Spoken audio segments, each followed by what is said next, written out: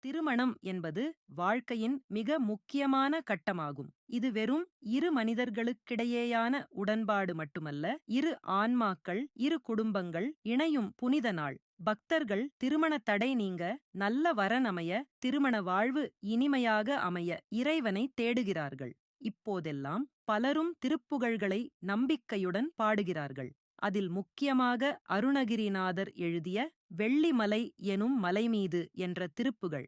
வெள்ளிமலை எனும் மலைமீது விளங்கிய செங்கதிர்ச் சுடரே, பிள்ளைவளர் பொழிலணி சுவாமி, பிறப்பறுக்கும் குருவே.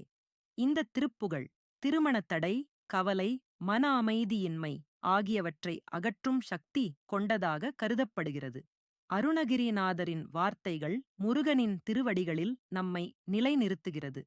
திருமண வாழ்க்கைக்கு முற்றுப்பூரண ஆசீர்வாதத்தை பெற்றிட நாம் அன்புடன் முருகனை தொழ வேண்டியது அவசியம்.